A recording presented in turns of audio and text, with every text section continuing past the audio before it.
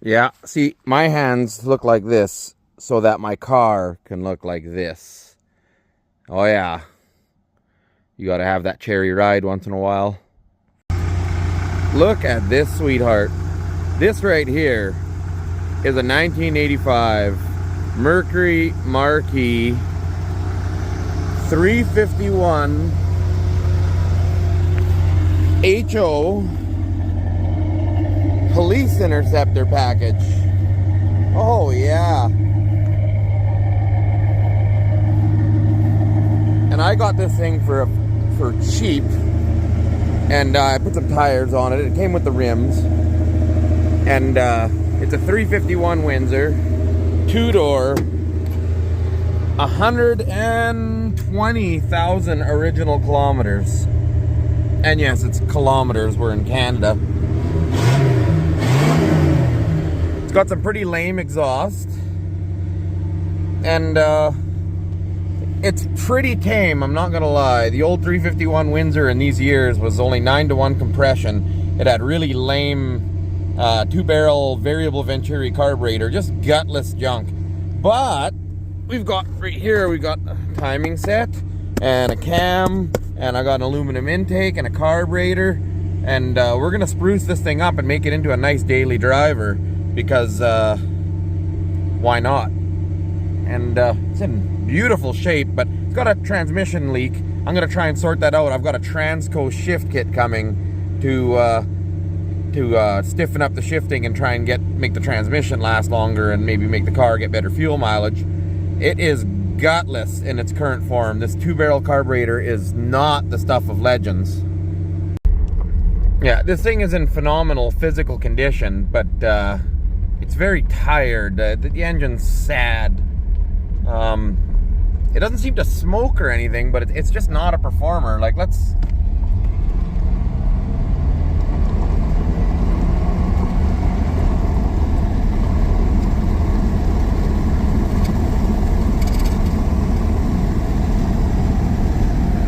Like, it's not terrible. Like, compared to an IDI, it's a race car, but, you know, this is a 351 police interceptor. It should be a lot better than that, and I'm gonna make it that way. Also, the exhaust have got to go. Like, this muffler stuff, I can't stand it. Mufflers, that belongs on your new Kia. That doesn't belong on a Marquis. And this thing will do, like, it'll spin around a little bit and everything, but it won't do a burnout. Yeah, like, it's not pathetic, but it's just not great, you know? Like, I tried to do a burnout with it once, and it was so sad. It was almost indescribable. So I'll try again here, why not? So I've already cheated a little bit, and the ground is very little gravel on it, but there's just enough that I could probably get the tires spinning. This thing is that sad. It really is. It's really sad.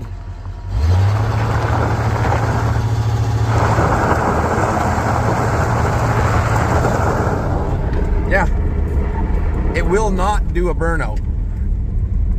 This variable Venturi carburetor stuff it's so disappointing. I understand now why people used to badmouth these 351 Windsors, because this is pathetic. A 351 Windsor's a good engine, and this thing's pathetic. I said I wasn't going to say pathetic, but here we are. It won't do a burnout. It won't do a burnout on gravel. So it might have a posi track. That's not helping. And it's probably got tall gears because it's a big car. But come on, 5.8 V8. That's just unacceptable. But we're gonna fix that. We are going to fix that.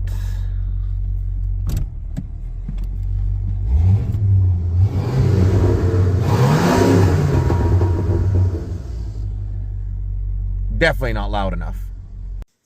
So you want to see maximum sadness. This is maximum sadness. Come off of there. Garbage. That is a variable Venturi 2-barrel carburetor. How can we make the least amount of power and burn the maximum amount of fuel and ruin the good name of an engine? Right here. This is garbage. This is greatness. We've got a quick fuel. A little big for this engine. It might not work, but I'm going to try it. 750 on a 4-barrel intake right there. Performance distributor. All the parts. Cam.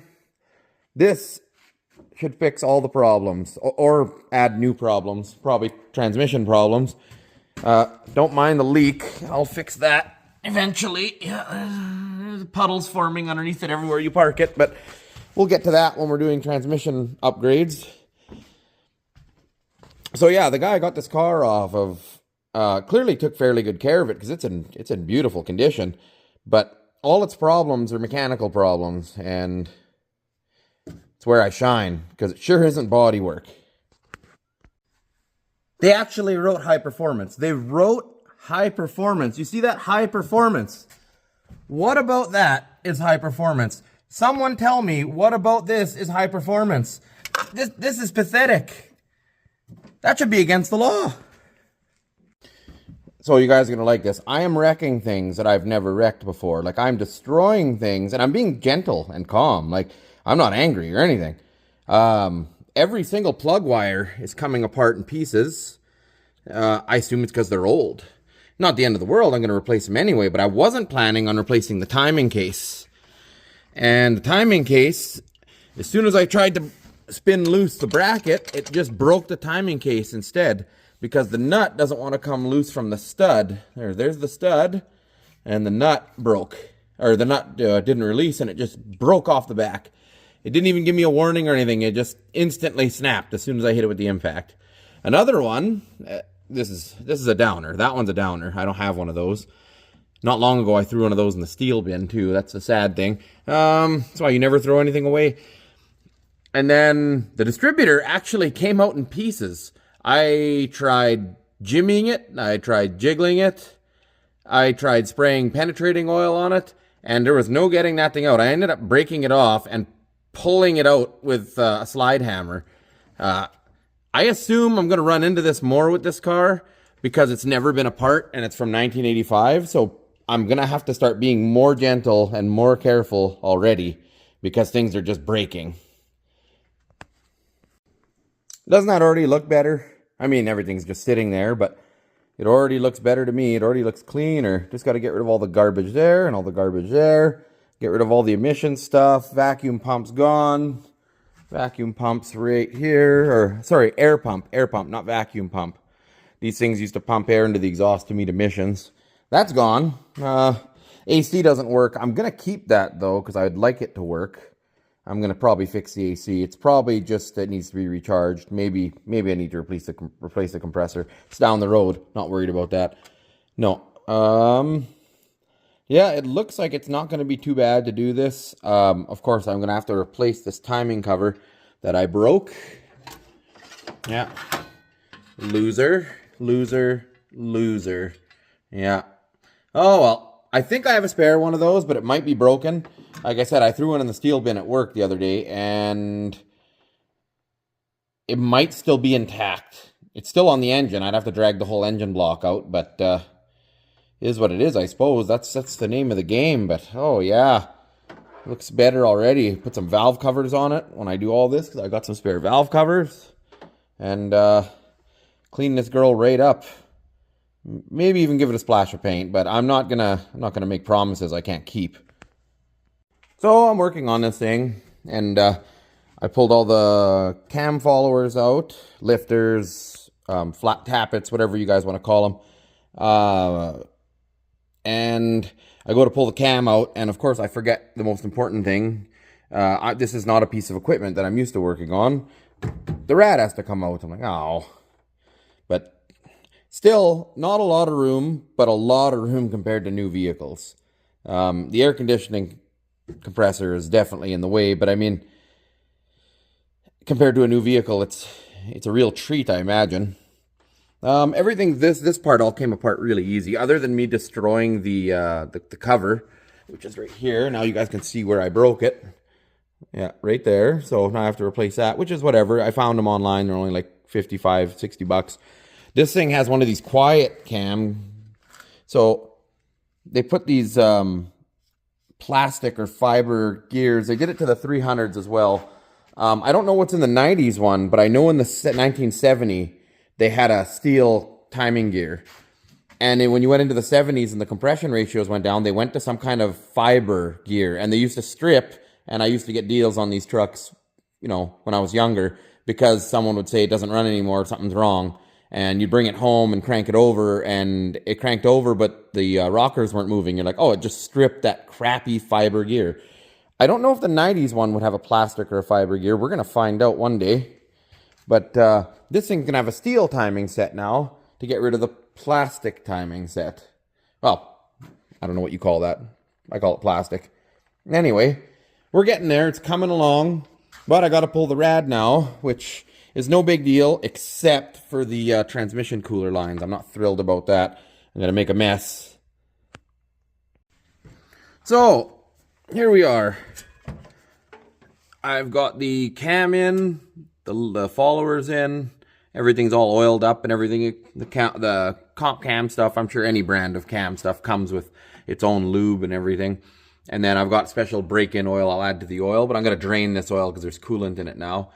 Here, I'll show you guys. So, this thing has timing marks. There's a letter A right there, you can see. That means advanced by 4 degrees. And then there's a R for retarded. That's if you were running forced air like a turbo or something, you would retard the timing. Or nitrous. Actually, wait a second. With nitrous, I think do you retard timing or do you do it with the distributor? I don't know enough about nitrous to make that, so don't listen to me. But this is a performance timing set, so you can advance the timing on it. That's why I bought it. Because these things were, basically the manufacturer made them so that they were meet emissions, and it made them hard on fuel and low on power and everything. So now it'll be better on fuel and have way more horsepower. That's a bonus. So yeah, you advance that timing, then I'll advance timing with the distributor as well. But that's a ways down the road. Anyway, all this stuff just went in no problem. Well, not a concern so far.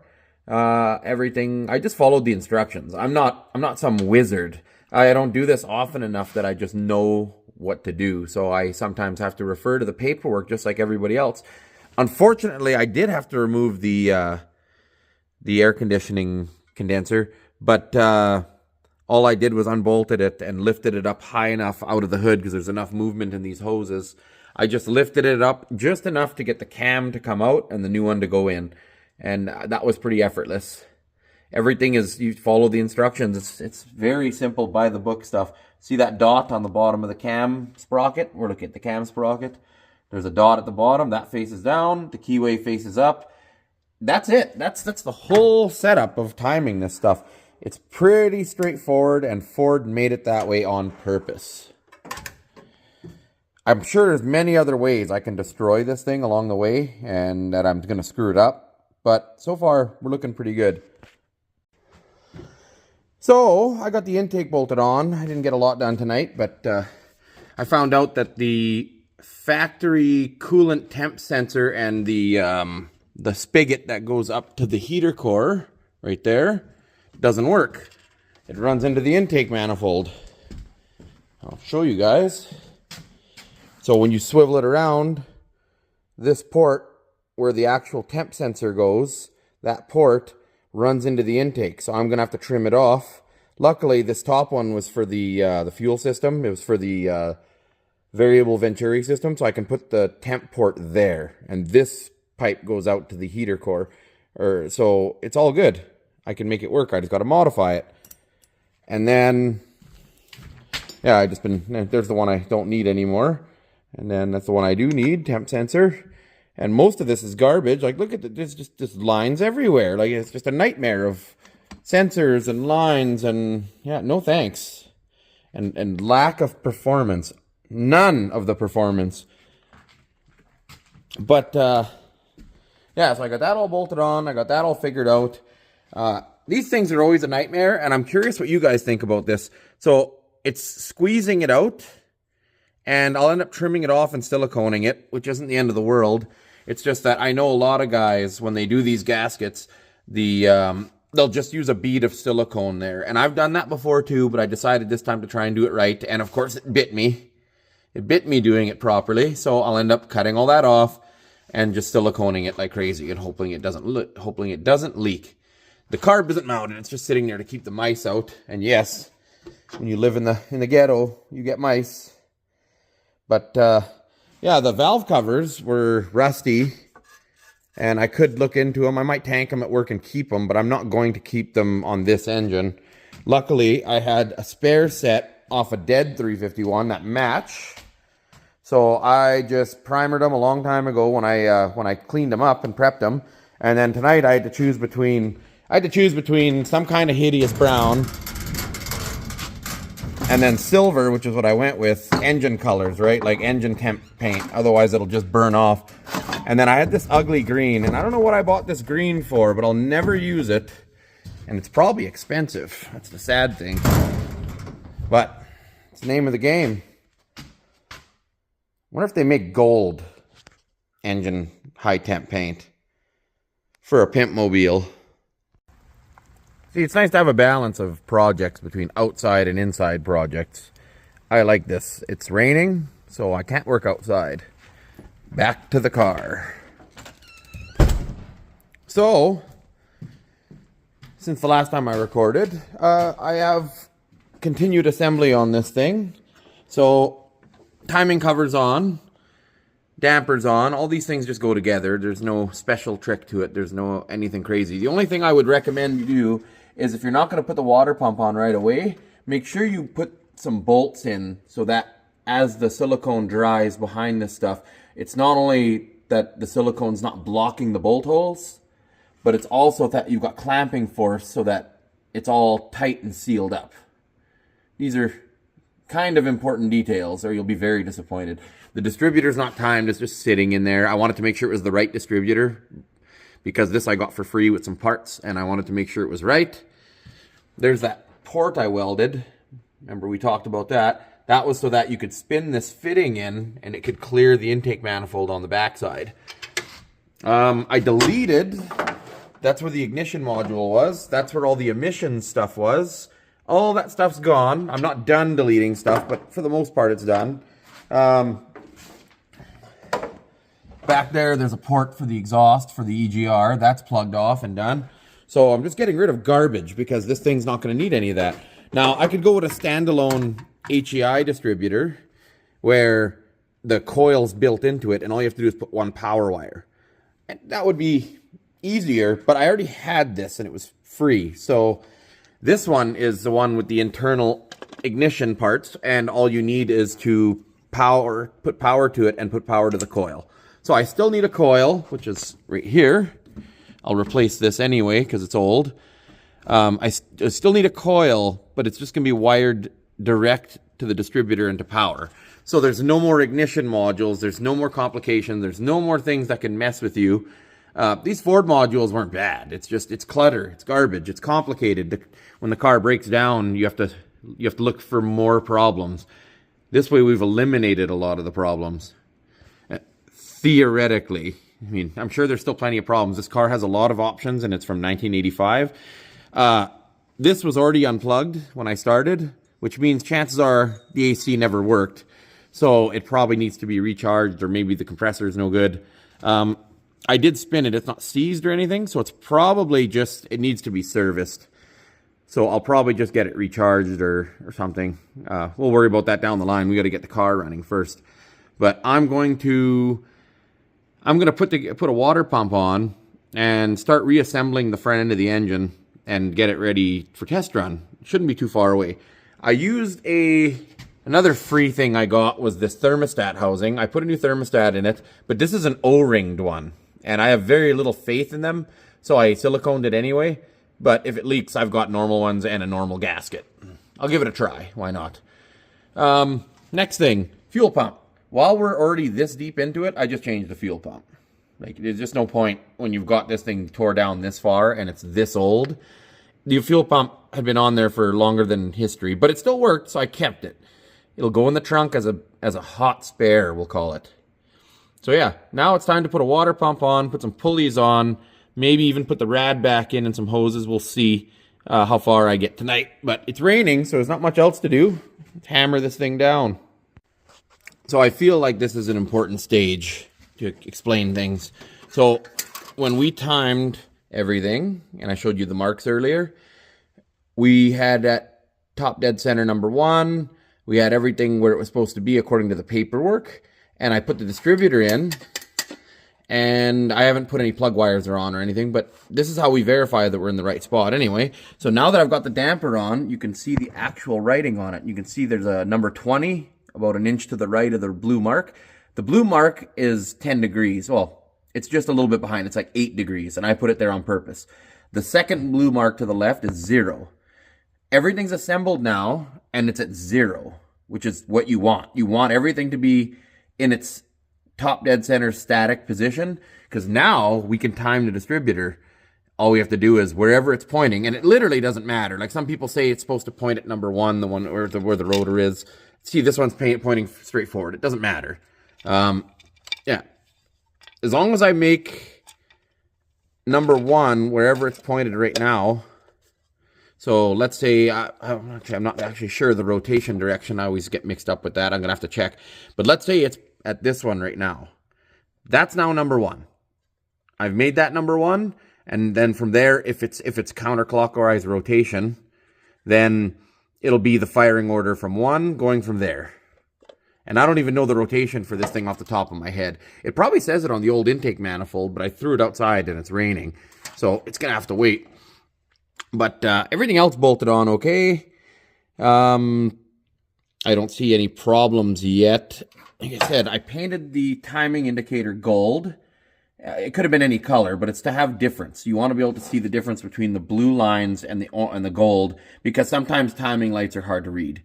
And when I start this thing, for all I know, the timing could be far off. It could be, the blue line could be over here.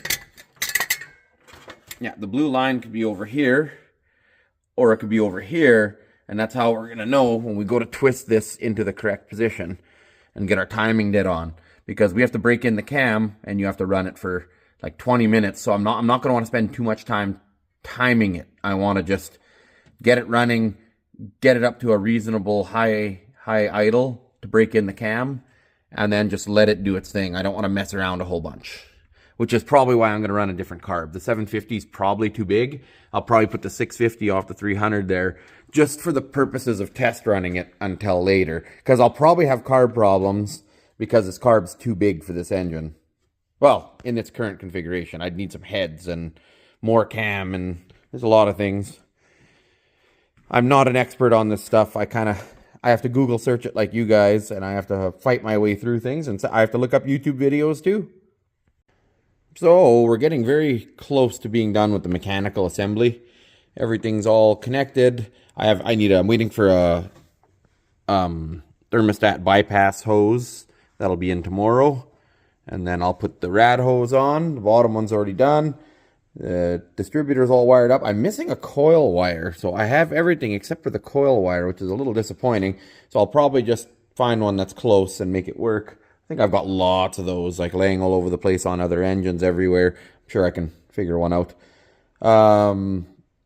It looks pretty complete, except I'm going to have to do some wiring and figure out some breather hoses off the valve covers. But that's pretty easy stuff. I knew I was going to have to do that stuff, because obviously we're not using the EGR system anymore, because it's not good for the engine, and it's not good for performance. All right, guys, we're back here. It's another night on the town, so to speak. My life is lame. Anyway, so this thing's all wired up, and the ignition works, and the timing's set. I'll explain to you how I did it very quickly. So this distributor has 3 wires on it. Actually, it has 4, but one of them's a tack wire. This is a generic thing. You can Google search these distributors. So I eliminated the ignition control module and all the other related garbage. And now we have just a distributor and a coil. That's it. That's all the parts to this. So we have a power signal right here, the red wire to the coil. That comes from the ignition of the car, and it's live. And all I did was take a signal off of that, Look at the nice butt connector. Just, I haven't heat shrinked it yet, but anyway, that's low quality, not even solder. Anyway, so that red wire goes to the red wire on the distributor. There's your power. And then you have a signal to the coil. And this coil used to have a couple of wires that went out here, probably to the ignition module, but I just cut one of them off right here.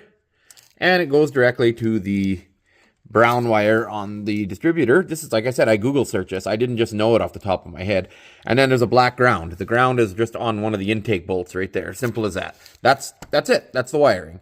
So all I did was threw a timing light on cylinder number 1, cranked it over, checked the timing down there, made sure it was on the mark. It was very close. I did a minor adjustment. Now I've snugged down this bolt because this is good to start it. Once it's running and it's idling, then I'll probably loosen that bolt again and tweak it just a little bit to get it just where I want it. And then I'll lock the throttle. I'll lock the throttle up, you know, well above idle to break in the cam for 20 minutes. So that's pretty much it. Like, there's not much to it. It's very, very simple. In fact, it's much simpler than the garbage that was here before. Now the car should run without any of this other vacuum garbage right there. Yeah.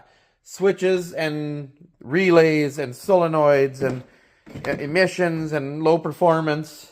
Anyway, so all that stuff's done. I'm going to do an oil change first. And I'm going to put in the cam break-in oil that came with the cam. It's another like 15 or 20 bucks when you buy a new cam. So you might as well just buy the stuff unless you have some at home. It's basically I think it's a high nickel additive. And it's to help lubricate while it's breaking in. Otherwise, you could have metal damage. So, and I did replace the coil while I was at. So it's a brand new coil, brand new distributor, brand new carb. Yeah, it should be just good to go. Brand new water pump. I haven't filled it with coolant, and I have to do an oil change. That'll be tomorrow, and then it'll be test run time. And once it's broke in a bit, I can finalize a few things under the hood, and then I can actually take it for a test drive. But that's down the road. Oh, another thing you guys should do, you don't have to do, is there's breather lines that go here and one on the other valve cover. I left them off for the purposes of test running, because if I see white smoke start pouring out of those, I'm going to shut the car off, and it's bad. Whatever it is, it's bad. It's probably a spun cam bearing or something like that, but I don't think that's going to be an issue. It's just a precautionary thing. I'll end up running hoses down to the ground somewhere like they used to do in the old days. And then when I was checking the timing, I didn't want it to start because it's a carb job. So if it gets fuel, it's just going to try and start. So I put the fuel line off the pump into a pop bottle. And as you can see, I put a charming little fuel filter in there because when I was pumping fuel out, I was getting purple gas. And I don't know if you have purple gas in the States, but here it's called farm fuel. And it was a farmer I got this from, and they were putting farm fuel in it, which is terrific. It just means it's regular, and the purple dye doesn't hurt anything. It's just usually farmers don't take very good care of their fuel tanks, and they're usually full of water and garbage. So that's why farm fuel has such a bad rap. And then another thing we have to do is, this is the line off the distributor, the vacuum advance, when we're setting it up and running it without the, when we want to set the base timing while it's running, you want this line off because you don't want this to start adjusting. Once I've got that figured out, as soon as I've got it, while it's running and breaking in the cam, I will pull this little hose off here and I'll stuff this on there, and then the timing advance will work. And then, because if I test drive it without the timing advance, it's going to be kind of lame. So yeah, it'll be fun. Right now, for the purpose being, it's got the 650 carb on it because I suspect the 750 quick fuel is way too much for this thing, and I don't want to fight with the carb while I'm breaking in the cam. You only want to fight one struggle at a time. Timing light set up, ignition's on, car's in park, I hope. I haven't primed the whole fuel system, but it's primed up to the pipe. And I've sprayed a little bit of gas in the bowls. We'll see, it might not be enough. It might fight me. You guys will see what this thing does. It's got a new starter, but it still doesn't always engage.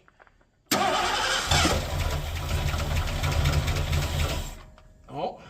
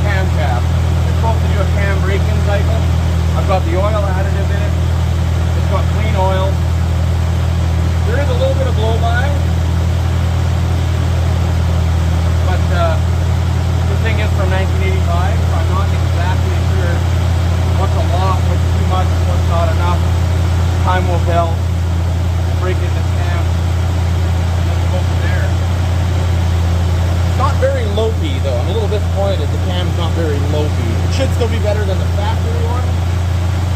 But it sounds good. I mean, it doesn't sound like a huge performer right now, but it's still got mufflers. I had hoped the cam would be lopier.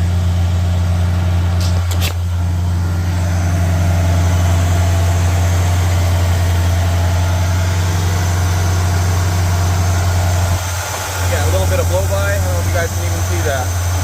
Not much anyway. So far everything's good. We'll let it do its thing. So we've done the cam brake in. Starter's still doing the stuff it usually does.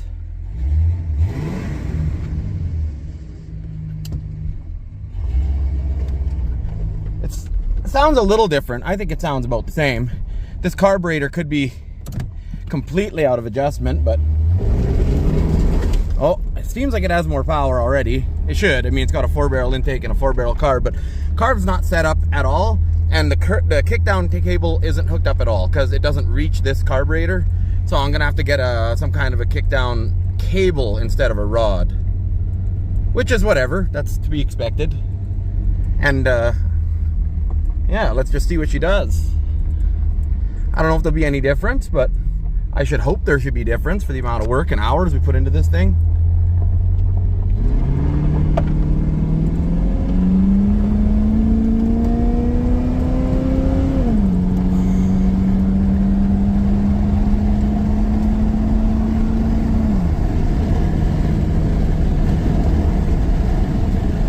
Well, it's still too quiet, and there's definitely a performance difference. It's just hard to measure. I think the carb needs some adjustment because it's got more timing, it's got more mechanical timing. So in theory, it should be better. I had to come for a little drive anyway to cool it down because when you do a 20-minute run cycle like that, it gets hot. So yeah, we don't really know how much we've done just yet. Said the exhaust really ruins it. I hate mufflers. So to be perfectly honest, this is the first time I've been under the car. Like, I looked from laying on the ground before I bought the car and I could see that it wasn't rotten, but it's actually in really good shape. The frame, someone coated it years and years ago, so the frame isn't rotten at all. It's a little rusty, but it's not actually like, there's no rust holes, there's no rust damage. I will say this, someone spent some money on the exhaust, but not on all the exhaust, on some of the exhaust. So someone put in and did a reasonably crappy job. It's the kind of work I would do. An aftermarket exhaust with an X pipe. It could be factory, but I doubt it. But the reason I think it's not factory is because they did some questionable welding. And then at the end, it narrows down to the factory tailpipes. So any gains go right into restriction at the back of the car. And these have got to go. These are, whatever they are, they're quiet.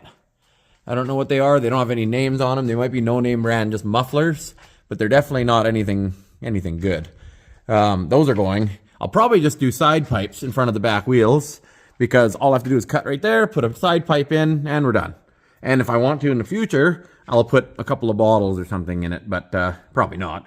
The bigger issue is the transmission. So the transmission is leaking. It leaks pretty bad, actually. I knew it leaked, but I didn't know how bad it was, and it's too much to ignore. So I'll end up pulling the transmission. And I do have an oil leak at the back of the head, and it's the valve cover. So I didn't replace the valve cover O-rings. I didn't have any. I thought I had ordered some, and apparently I didn't. So I will put new ones in it, and then it just won't be an issue. That's like a 5-10 minute job anyway, so no big deal. But yeah, it's not leaking from any of the connections or joints. It's leaking from either the torque converter or the input seal on the pump or something.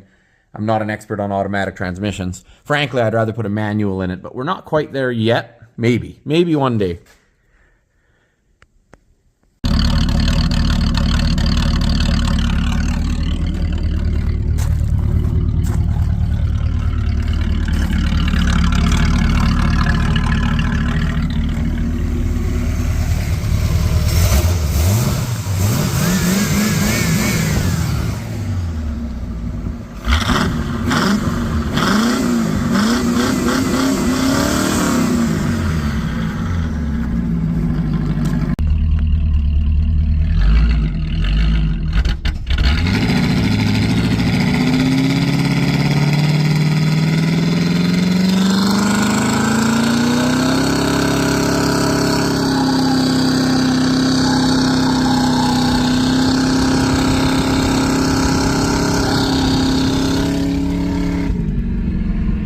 that's better.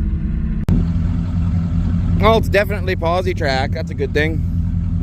At least we fixed the no burnout problem.